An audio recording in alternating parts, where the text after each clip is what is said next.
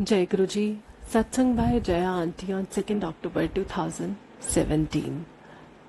गुरु जी पल पल हमारा साथ देते हैं। बहुतों बार ऐसा होता है जब हम तरह तरह की नेगेटिविटी से घिरे होते हैं। समझ नहीं आता है कि अचानक परिस्थितियां ऐसी कैसे हो गई। पर कहा जाता है ना कि मारने वाले से बचाने वाला हमेशा बड़ा होता है। वही करते हैं गुरु जी भी, हर बार निकाल लेते हैं। कई संगत के मुंह से सुना है कि जब भी घर में सत्संग होने वाला होता है, सत्संग के पहले के समय में बहुत ही नेगेटिविटी रहती है। घर में अनावश्यक परेशानी दिखती है। संगत समझ नहीं पाती कि सत्संग करके वो घर का ऑरा पॉजिटिव करने की कोशिश कर रही हैं, पर उसके पहले वाले समय में आने वाली ये नेगेटिविटी तो नाक में दम कर देती है। माहौल नेगेटिव हो जाता है। पर संगत का ये भी अनुभव रहा है कि सत्संग शुरू होते ही सब कुछ बदल जाता है। चारों तरफ पॉजिटिविटी ही छा जाती है और सब कुछ खुशनुमा माहौल में होता जाता है। अपने घर में ये लगभग हर सत्संग में होते देखा है। कभी कभी तो स्थिति इतनी बिगड़ती देखी है कि लगता है कि अब तो सत्संग हो ही नहीं पाएगा, पर हर बार सत्संग हुआ और बहुत ब्लेसिंग्स मिली हैं। अभी नवमी शुक्रवार को घर में सत्संग रखा था। गुरुजी ने लंगर का मैसेज दिया था। काबुली चने बनाने थे। गुरुवार को दिन में ही मुझे बंद आंखों में एक सीन दिखा। काबुली चने भिगो रही हूँ। चने थोड़े कम लगते हैं तो पुराने डिब्बों से निकाल कर डालने जा रही हूँ कि कोई रोकता है ये कहकर के कीड़े हैं इसमें, सब बर्बाद हो जाएगा। रात को एक खुले बर्तन में चने भिगोने गई, जो 2 दिन पहले बाजार से सत्संग के लिए लाई थी।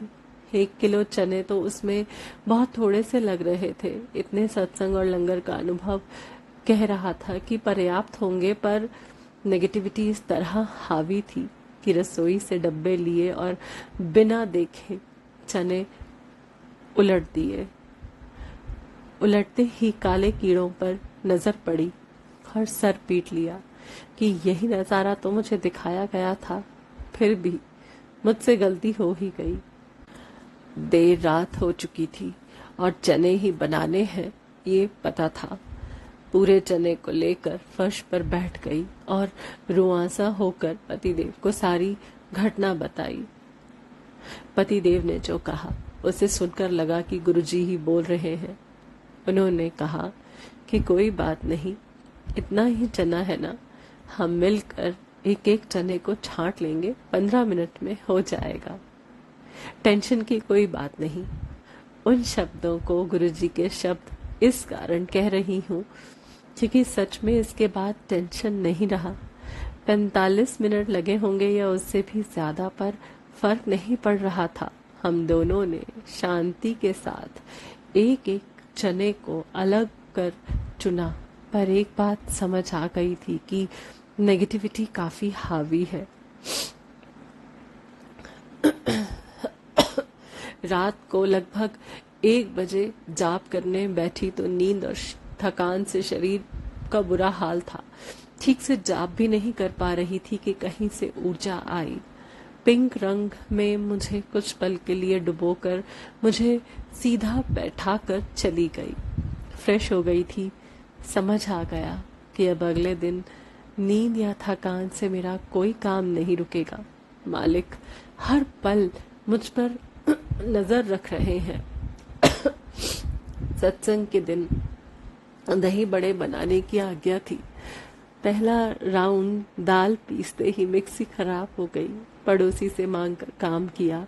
याद आया कि पिछले दिन ये भी तो बताया गया था कि मिक्सी खराब हो जाएगी, पर मुझे समझ नहीं आया था या लगा था कि ये सब मेरी ही सोच है जो हर होस्ट को आते होती होगी। कुछ मिनटों के बाद रसोई का एग्जॉस्ट फैन भी बंद हो गया। कढ़ाई में सरसों का तेल गरम हो रहा हो और दही बड़े बन रहे हो तो पूरी रसोई में कितना धुआं फैल सकता है ये सभी गृहस्थ को मालूम होगा।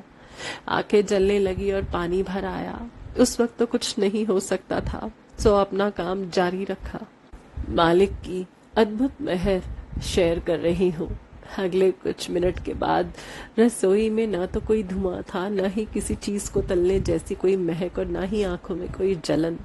शुक्रिया ही कर पाई सृष्टि के मालिक को, जिन्होंने सरसों के तेल के जलने और तलने की बेसिक प्रॉपर्टीज को भी बदल दिया, अपने संगत को परेशानी से बचाने के लिए। तलते वक्त होश आया कि 1 लीटर तेल ही घर में है, इसे क्या क्या करूंगी। पर जब सारे बड़े तल गए और कढ़ाई पर नजर पड़ी तो वहां लगभग 1 लीटर तेल वैसा का वैसा ही था। जय हो मालिक। तभी कहती हूँ कि हम यदि मालिक के शरण में हैं तो सब कुछ वही संभालते हैं। पिछले स्टेशन में अपने पड़ोसियों को गुरुजी की मेहर मिलती रहे इसका ध्यान रखने की कोशिश की थी। यहाँ ऐसे पड़ोसी दिए गुरुजी ने जो ऑफिस के होते हुए भी किसी संगत से कम नहीं है। हर सत्संग में आना और आदर पूर्वक गुरुजी की ब्लेसिंग्स लेना, ये मेहर तो दिख रही थी। जिस दिन सत्संग था उस दिन ऑफिस में भी पार्टी थी, जिसे ऑफिसर ऑफिशियल हुक्म की तरह मानते हैं। पर गुरुजी की ऐसी कृपा रही कि शाम को इन्होंने पार्टी की जगह सत्संग को चुना। ऐसे पड़ोसी देखकर गुरुजी ने हमारे आसपास के ऑरा को और भी मजबूत कर दिया। एक अजीब सी गड़बड़ और हुई जिसका कारण समझ नहीं आया। हर बार गुरुजी मुझसे लगभग उतना ही लंगर और चाय प्रसाद बनवाते जितने के आसपास संगत आती होती है। इस बार मुझसे लगभग 100 लोगों की चाय प्रसाद बनी होगी और संगत 35 आई। बचे चाय प्रसाद का क्या करें समझ नहीं पाए। उसके बाद 3 दिन की छुट्टी भी आ गई। कोई हेल्पर या आसपास काम करने वाले मजदूर भी नहीं दिखे जिन्हें चाय प्रसाद पिलाया जा सके। हमने तय किया कि जब तक चाय प्रसाद या तो स्वाद में खराब ना हो जाए या फिर खत्म हो जाए, हम इसे पीते ही रहेंगे। और हमने कोल्ड कॉफी की तरह बड़े बड़े कप में कोल्ड चाय प्रसाद पीना शुरू किया। गुरुजी की मेहर ऐसी कि प्रसाद वैसा ही स्वाद का बना रहा। आज जाकर खत्म हुआ। मुझसे गलती हुई, ये बार बार मुझे ग्लानि दे रहा था। पर जब आज किसी संगत से बातें हो रही थी तो और उन्होंने पूछा कि आंटी चाय प्रसाद का कोई सत्संग है क्या, तो समझ आ गया कि गुरुजी की नजर से कुछ भी छुपा हुआ नहीं है। गुरुजी की मर्जी के बिना कुछ भी घटित नहीं हो सकता है। जब गुरुजी 100 कप चाय का चाय पत्ती और चीनी बैलेंस कर रहे होंगे, इतनी मात्रा में चाय में सब कुछ सही अनुपात में हो, ये गुरुजी की मेहर ही तो होती है। तो मेरे मन में चाय की मात्रा का ख्याल क्यों नहीं आया? क्या पता यहाँ उतने ही सत्संग अलग अलग दुनिया के मौजूद हों जिनके लिए बनवाया हो, या और भी कोई लीला होगी।